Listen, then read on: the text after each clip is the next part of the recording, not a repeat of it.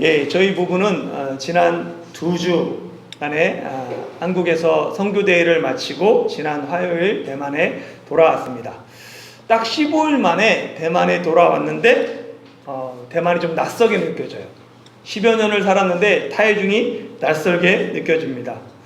그리고 단지 2주를 강단을 비웠을 뿐인데 엄청나게 오랫동안 강단을 비운 그런 기분이 들고 오랜만에 강단에 서는 것 같아요. 사실 제가 자리를 비운 2주도 한국에서 매주 설교를 했습니다.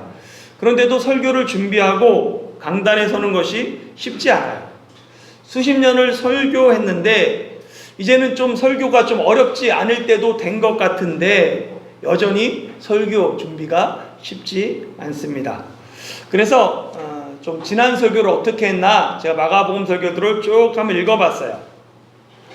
영화 배너의 연출을 맡은 윌리엄 와일러 감독이 완성된 영화를 보고 유명한 말을 했다고 알려져 있습니다. 오 하나님, 제가 정말 이 영화를 만들었습니까? 그 감탄했다는 유명한 일화가 있는 것처럼 배너만큼은 아니지만 저도 설교를 읽으면서 주님, 제가 정말 이런 설교를 했습니까? 라고 감탄했습니다. 좀 마음을 열고 좀 웃으시면 설교가 좀 편해져요. 제가 지난 시간 예수님은 고향 나사렛에서 고향 사람들에게 배척받으셨어요. 고향 사람들은 예수님의 가르침과 권능에 놀랐지만 선입견과 편견에 사로잡혀서 예수님을 믿지 않습니다. 우리가 어렸을 때부터 예수님을 알았다.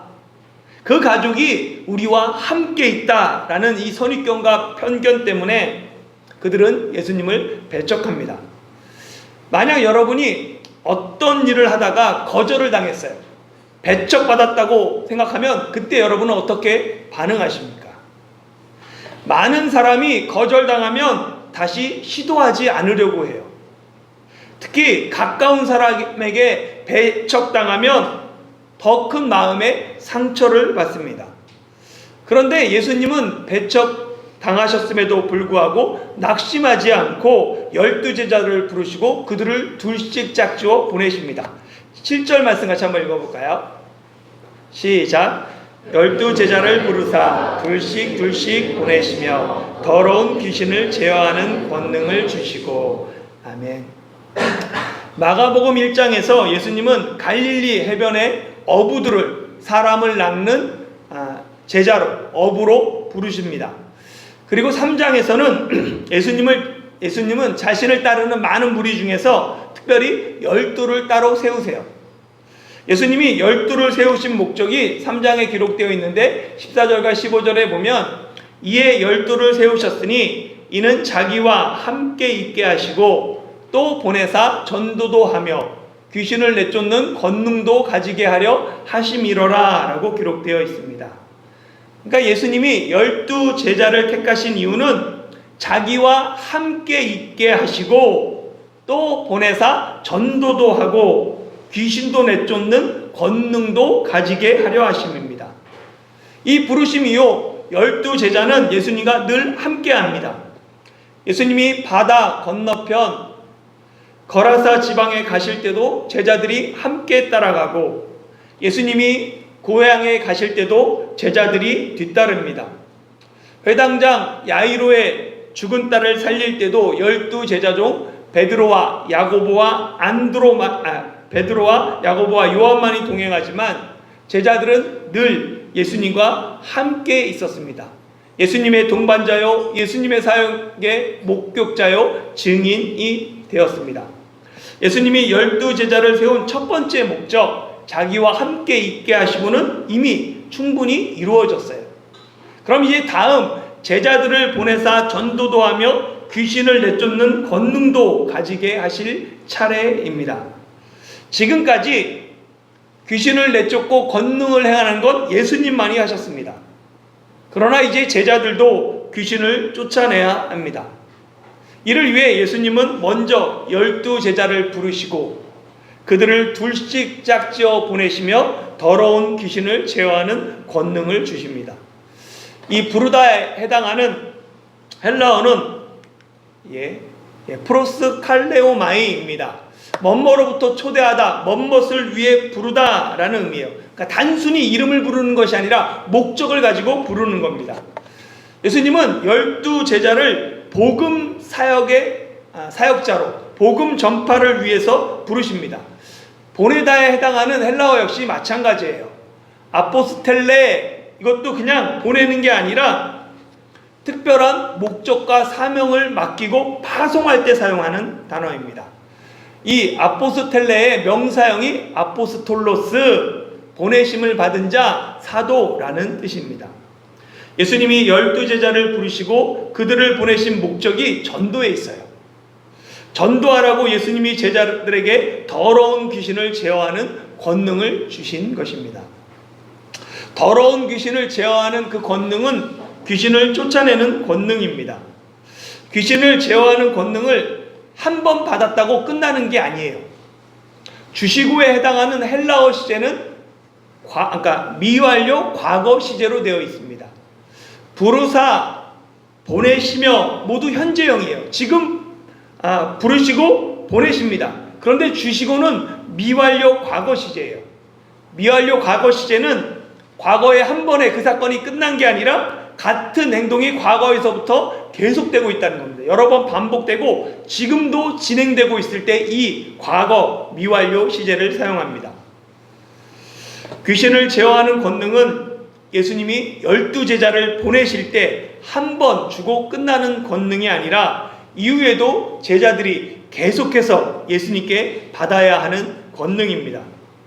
또한 미완료 시제를 사용하므로 귀신을 제어하는 그 권능은 12제자에게만 해당되는 상황이 아니라 모든 제자가 땅끝까지 지속적으로 예수님께, 세상 끝날 때까지 지속적으로 예수님께 구구하고 받아야 하는 권능임을 의미합니다. 우리에게 필요한 권능은 귀신을 제어하는 권능입니다. 귀신을 제어하는 권능은 단지 귀신을 쫓아내는 권능이 아니에요. 하나님의 나라가 이 땅에 임했다라는 것을 증명하는 표적입니다. 표적은 도로의 이정표와 같습니다. 이정표는 자기를 위한 것이 아니라 목적지를 위해 세워요. 예를 들어 예수님이 보리떡 5개와 물고기 2마리로 5,000명을 먹이신 그 사건은 단순히 배고픈 사람들에게 먹을 것을 주고 그들의 배를 채우기 위한 목적이 아니라 예수님이 하늘에서부터 내려온 생명의 떡이다라는 것을 보여주기 위한 표적입니다. 그러니까 기적이 표적이 되기 위해서는 그 안에 믿음으로 이어져야 돼요. 그 사건을 해석하고 우리의 믿음으로 반응해야 합니다. 기적이 예수 그리스도에 대한 믿음과 하나님 나라에 대한 믿음으로 이어질 때 그것을 우리는 표적이라고 이야기합니다. 예수님이 제자들을 부르시고 보내실 때는 단순히 귀신을 제어하기 위함이 아니라 하나님의 나라가 이 땅에 이미 임했다라는 것을 증명하는 예수님의 전권을 위임받은 대사로 보내는 것입니다. 예수님이 12제자에게 권능을 주신 이유는 하나님 나라를 건설하기 위함입니다. 성령님이 이 땅에 오신 이유도 마찬가지입니다. 잘 아는 사도행전 1장 8절 같이 읽어볼까요? 시작! 오직 성령이 너희에게 임하시면 너희가 권능을 받고 예루살렘과 온 유다와 사마리아와 땅끝까지 이르러 내 증인이 되리라 하시니라. 아멘. 오직 성령이 우리에게 임하신 이유는 우리에게 권능을 주어 예수님의 증인이 되게 하려 하기 위함입니다. 내 욕심을 채우기 위해 그 권능이 필요한 것이 아닙니다. 권능은 내 이름을 드러내기 위해 주어진 것이 아니라 예수님을 증거하고 하나님 나라를 건설하기 위해 주어진 것이다 라는 사실을 잊지 말아야 합니다. 예수님은 12제자를 둘씩 보내셨습니다. 혼자서도 복음을 전할 수 있어요. 그런데 예수님은 제자들을 둘씩 짝지어 보내신 이유가 있습니다. 유대 사회에서 최소 증인의 수가 2명이기 때문입니다. 2명 이상이 같은 증언을 해야 법적 효력이 있어요. 이 증인이라는 건 원래 법적 용어에서 사용됩니다.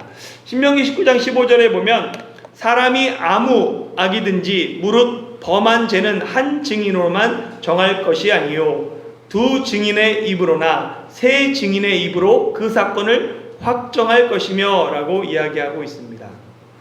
그러니까 두 사람 이상이 같은 말을 해야 그것이 효력이 있기 때문에 증인으로 보내기 위해 둘씩 짝지웁니다.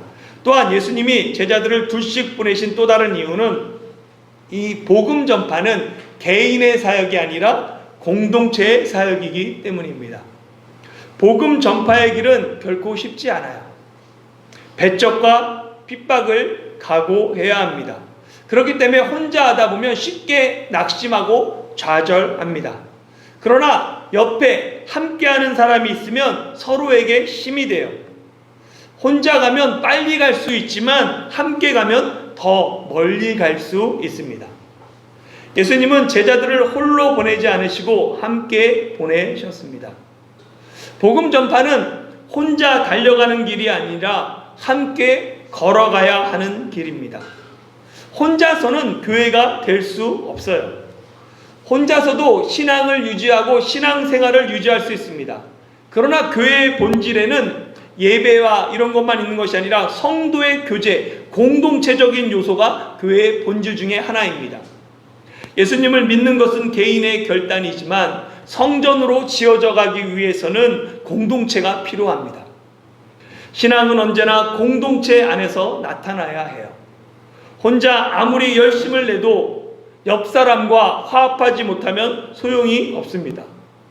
둘씩 짝을 지어 전도할 때 서로의 신앙이 성장해요. 둘이 함께하며 협력하며 복음을 전파하는 모습 자체가 하나님 나라에 대한 강력한 증거가 됩니다. 이어지는 예수님의 말씀은 복음 전파의 자세와 기본, 지침에 관한 교훈입니다. 8절부터 11절 말씀 같이 한번 읽어보겠습니다.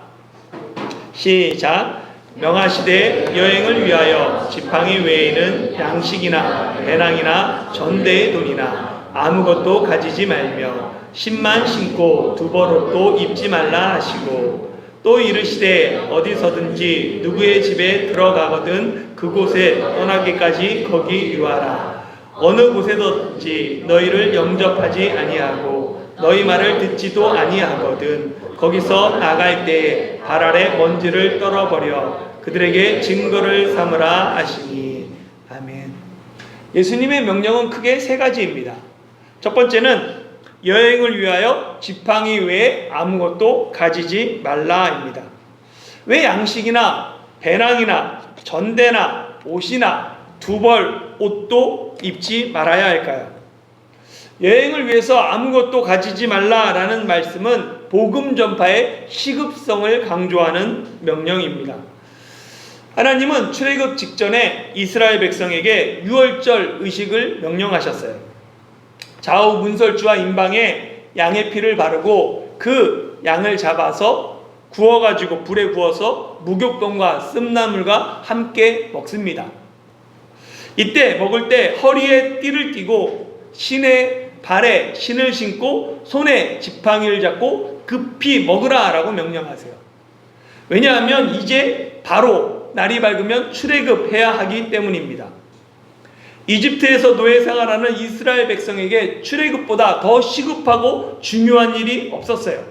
그렇기 때문에 언제든지 이동할 준비를 하고 급히 먹어야 했습니다. 복음 전파도 마찬가지예요. 하나님 나라를 선포하는 일만큼 시급하고 중요한 일이 없습니다. 이것저것 준비물을 챙길 시간이 없어요. 여행의 피로를 덜어주는 지팡이만이라도 챙기는 것에 감사하며 즉시 떠나야 합니다.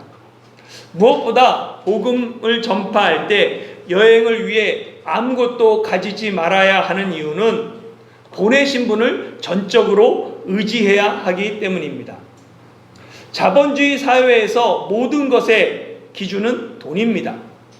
하나님의 일도 선교도 돈이 있어야 가능하다라는 말이 공공연하게 들립니다.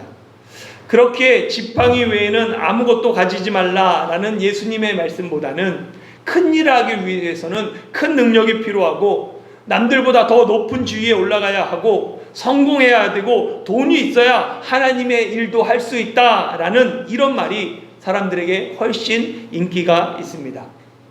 그러나 성경은 돈을 사랑함이 일만하게 뿌리가 된다고 말합니다. 돈을 의지하는 사람은 하나님을 덜 의지할 수밖에 없어요. 의지할 것이 많은 사람은 간절히 하나님을 찾지 않습니다. 가난한 자가 복이 있는 이유가 가난한 자가 부자보다 하나님을 간절히 찾을 확률이 더 높기 때문입니다. 보내심을 받은 자에게는 먼저 그의 나라와 그의 의를 구할 때 하나님이 이 모든 것을 우리에게 더하신다는 확실한 믿음이 필요합니다. 주님이 보내셨기에 주님이 반드시 책임져 주실 것이라는 확실한 믿음이 복음 전도자들에게 그리고 우리에게 있기를 소망합니다. 두 번째는 예수님의 명령은 어디에서든지 누구의 집에 들어가든지 그곳에 떠나기 전까지 거기 유하라 라는 명령입니다. 지팡이 외에는 아무것도 가지지 말라 라는 이 첫 번째 명령은 복음 전파를 임하는 자세, 오직 주님만을 신뢰해야 된다는 것에 대한 명령이라면, 두 번째 어느 집에 들어가든지 거기 유하라는 명령은 사람을 대하는 전도자의 자세에 관한 명령입니다. 구약시대부터 내려오는 유대인들의 전통 중 하나가 나그네에게 먹을 것과 머물 곳을 제공하는 손님 접대 문화입니다. 이 손님 접대 문화가 초대교회에서도 그대로 이어져 내려왔어요. 히브리서 13장 2절에 보면 손님 대접하기를 잊지 말라, 이로써 부지 중에 천사들을 대접한 이들이 있었느니라 라고 말합니다. 히브리서가 말하는 알지 못하는 중에 천사를 대접한 대표적인 인물이 아브라함이죠. 창세기 18장에서 아브라함이 장막문에 앉아 있는데 정오 햇빛이 뜨거울 때 맞은편에 세 나그네를 보게 됩니다. 그래서 아브라함이 그 사람들을 보자마자 적극적으로 극진하게 달려가서 대접하죠. 아브라함이 대접한 이 세 나그네는 소돔과 고모라의 죄악을 살피러 오신 하나님과 두 천사였습니다. 아브라함 외에도 조카 롯이 두 천사를 집으로 초대해서 대접하고 사사 기드온과 삼손의 부모도 나그네를 대접해요. 그런데 그 나그네가 여호와의 사자 천사였습니다. 이번 선교대회 때 이틀 동안 홈스테이를 하는 프로그램이 있었습니다. 선교사님들 중 몇 분이 성도집에서 홈스테이 하는 것에 어려움을 표했어요. 아무리 선교사라도 낯선 성도의 집에서 홈스테이 하는 것 쉽지 않습니다. 토요일 오리엔테이션 시간에 보니까 이 홈스테이 명단들이 쭉 있고 보니까 15명의 선교사님 중에서 자택으로 가는 선교사님들이 계신 거예요. 15가정 중에서. 그래서 이상해서 어떻게 된 것인지 그분들에게 물었어요. 그랬더니 그분들이 홈스테이가 좀 어렵다라고 개인적으로 연락을 해서 홈스테이에서 제외된 거예요. 그걸 보면서 일종의 배신감이 들었어요. 누가 좋은 사람이 어딨냐고, 우리도 다 억지로 해야 되니까 하는 거지, 이런 마음이 있었고, 오리엔테이션이 끝나고 홈스테이 가정에서 해당 선교사님들을 픽업해서 데려갈 때 기다렸습니다. 저희를 섬겨주신 가정은 젊은 부부로 초등학교 2학년 아들이 있었어요.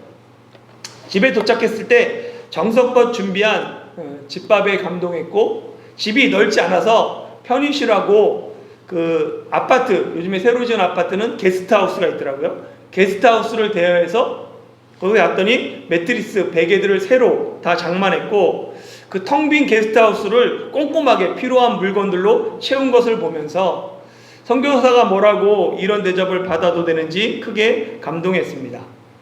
후에 다른 선교사님들 이야기를 들어보니까 다양한 상황과 사연을 가진 사람들이 홈스테이를 신청했음을 알게 되었습니다. 홀로 계신 어머님을 위해 홈스테이를 신청한 분도 계시고, 큰 수술을 받아서 홈스테이를 신청한 분도 계시고, 집이 비어서 신청한 분도 계십니다. 그렇기 때문에 그 집 형편에 따라 선교사님들이 받는 대접들이 다 달랐어요. 어디서든지 누구의 집에 들어가든지 그곳을 떠나기까지 거기 유하라는 명령은 더 좋은 집을 위해 기웃거리지 말라는 뜻입니다. 복음 전도자는 더 나은 숙식과 더 나은 편의를 위해 머무는 장소를 바꾸지 말아야 합니다. 왜냐하면 복음 전파는 세상의 만족을 얻고 사람들에게 인정을 받기 위한 것이 아니기 때문입니다. 그리스도인은 살아도 주를 위해 살고 죽어도 주를 위해 죽는 사람들입니다. 그리스도인의 삶의 이유는 하나님과 하나님의 나라에 있습니다. 하나님이 보내셨기에 박해로 인해 다른 지역으로 피하기 전까지는 그곳에 머물며 최선을 다해 전도해야 합니다. 이번 홈스테이를 통해 제가 배운 것은 홈스테이는 단지 공간의 장소를 나누는 것이 아니라 깊은 교제를 통해 서로의 삶을 나누는 것이라는 것을 배웠어요. 누구 집에 들어가든지 라고 했을 때 이 말은 단지 공간을 의미하는 것이 아니라 집안 사람이 처해 있는 상황에 함께 참여한다라는 의미를 가지고 있습니다. 뜻하지 않은 홈스테이를 통해 저희는 믿음의 가정을 알게 되었으며 하나님의 큰 위로를 경험했습니다. 세 번째, 예수님의 명령은 너희를 영접하지 아니하고 너희 말을 듣지도 아니하거든 거기서 나갈 때에 발 아래 먼지를 떨어버려 그들에게 증거를 삼으라 라는 말씀입니다. 당시 유대인들은 부득이하게 이방 땅을 지나게 되면 이방 땅을 벗어나기 전에 신발에 묻은 먼지조차 이방 땅에 털어버렸습니다. 왜냐하면 이방 땅의 먼지조차 부정하게 생각했기 때문이에요. 발 아래 묻은 이방 땅의 먼지를 털어버림으로 나는 이방의 부정함과 아무 상관이 없으며 복음을 거절한 사람들과도 더 이상 교제하지 않겠다라는 의미를 내포했습니다. 사도행전 13장에서 바울과 바나바가 비시디아 안디옥에서 복음을 전할 때 안디옥 사람들이 바나바와 바울을 박해하고 그 지역에서 쫓아냅니다. 두 사도가 그들을 향해서 쫓겨나면서 발에 티끌을 떨어버리고 나는 이방인에게 향한다 라며 이고니온으로 가죠. 사도행전 18장에서도 바울이 고린도에서 복음을 전파할 때 유대인들이 바울을 대적하고 비방하니까 바울이 옷을 털면서 너희 피가 너희 머리에게로 돌아갈 것이요 나는 깨끗할 것이다 라고 말합니다. 먼지를 털어버리는 행위는 복음을 거부하는 것이 얼마나 심각하고 중대한 잘못인지를 상징하는 행동입니다. 복음을 거부하면 나와 당신은 이제 아무 상관이 없고 결국 당신은 심판대 앞에 설 것인데 그 심판에서 나는 아무 잘못이 없다라는 강력한 경고입니다.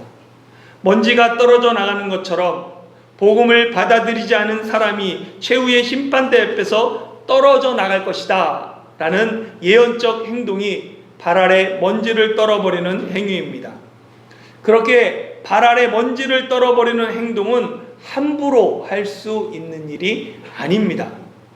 피를 토하는 심정으로 마지막 경고로 하는 거예요. 마지막 하나님의 심판이 얼마나 무서운지 예수님은 병행구절인 마태복음 10장 15절에서 내가 진실로 너희에게 이르노니 심판날에 소돔과 고모라 땅이 그 성보다 견디기 쉬우리라 라고 말씀하셨습니다. 유황과 불이 비처럼 내려 소돔과 고모라의 모든 백성과 땅을 다 엎어 멸하셨던 하나님의 심판보다 더 큰 최후의 심판이 있음을 기억해야 합니다. 이를 기억하는 사람은 기회 있을 때마다 힘써 복음을 전파합니다. 이 말씀을 보면 놀라운 사실은 예수님이 제자들에게 너희를 영접하지 않고 너희 말을 듣지도 않는 사람들 그 지역에 있을 것을 분명히 예고하고 있다는 사실입니다. 모든 사람이 복음을 기뻐하지 않습니다. 귀를 막고 복음을 듣지도 않으려고 하는 사람들이 있어요. 배척하고 부정하는 사람들을 생각하면 아무것도 하지 못합니다. 복음에 부정적인 사람이 있으면 반대로 긍정적인 사람도 있습니다. 한 영혼이 천하보다 귀하기에 때를 얻든지 못 얻든지 힘써 복음을 전하는 그리스도인이 되어야 합니다. 마지막으로 12절, 13절을 보면 제자들은 예수님의 명령을 따라 나가서 회개하라 전파했고 많은 귀신을 쫓아내며 많은 병자에게 기름을 발라 고쳤습니다. 기름을 발라 고치는 행위가 이 복음서 중에서 유일하게 이곳에만 기록되어 있습니다. 기름은 성경에서 의료용으로 그리고 또 상징적인 용도로 사용됩니다. 예수님의 비유 중 예루살렘에서 여리고로 내려가던 그 길에 강도 만난 사람, 누가복음 10장에 기록되어 있죠. 거의 죽게 된 그 사람을 보고 한 사마리아 사람이 불쌍히 여겨서 기름과 포도주를 그 상처에 붓습니다. 기름을 붓는 것 당시 일반적인 의료 행위였어요. 상처에 약을 바른 것입니다. 제자들이 많은 병자에게 기름을 발라 고친 것은 제자들이 상식적으로 의료수단을 통해 병자를 고친 것으로도 볼 수 있어요. 그러나 또한 성경은 기름을 성령의 상징으로 사용합니다. 사무엘상 16장에서 선지자 사무엘이 기름불을 가지고 다윗에게 붓게 되죠. 다윗의 머리에 부었을 때 이날 이후로 다윗이 여호와의 영이 충만하게 됩니다. 그래서 크게 감동하게 되죠. 기름 부음이 다윗에게 성령의 충만으로 나타났습니다. 예수님도 이사야 선지자의 글을 인용하면서 주의 성령이 내게 임하셨으니 이는 가난한 자들에게 복음을 전하게 하시려고 내게 기름을 부으셨다라고 말합니다. 그러니까 주의 성령이 임하심이 기름 부음과 같은 의미로 사용됩니다. 크라이스토스라는 말 자체가 기름 부음 받은 자라는 뜻입니다. 이처럼 성경이 기름을 성령의 상징으로 사용하기에 제자들이 많은 병자에게 기름을 발라 고친 것은 성령의 능력으로 치유가 일어났음을 강조하는 말이기도 합니다. 중요한 것은 예수님만이 행하던 하나님 나라의 복음 전파, 그리고 귀신을 쫓아내고 병을 고치는 이 삼중 사역이 제자들에게도 확장되었다는 사실입니다. 그리고 제자들의 사역은 단회로 끝나지 않고 계속해서 이어집니다. 전파하고 쫓아내고 고치는 이 세 동사가 모두 과거 미완료 시제로 되어 있습니다. 앞에서 말씀드린 것처럼 미완료 과거 시제는 과거에 끝난 사건이 아니라 지금도 계속 진행 중임을 나타냅니다. 대략 이때가 예수님이 공생애를 시작하신 지 약 2년이 지나고 십자가를 지시기 약 1년 앞둔 시기입니다.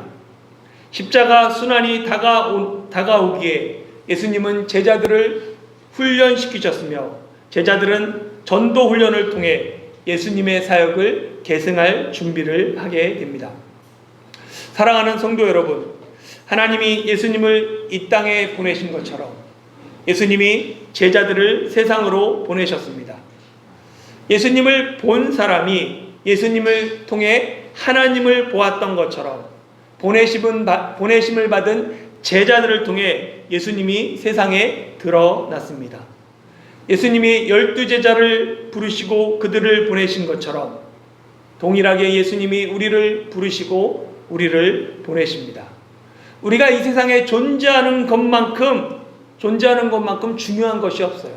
이만큼 엄청난 사건이 없습니다. 예수님이 제자들을 그냥 보내지 않고 둘씩 보내시며 그들에게 권능을 주신 것처럼 우리를 홀로 보내지 않으시고 교회로 함께 부르시고 성령의 권능을 우리에게 주셨습니다. 주님이 우리를 부르시고 보내신 삶의 자리에서 복음을 전파하며 영혼을 구원하는 일에 쓰임받는 저와 여러분이 되시길 예수님의 이름으로 축원합니다.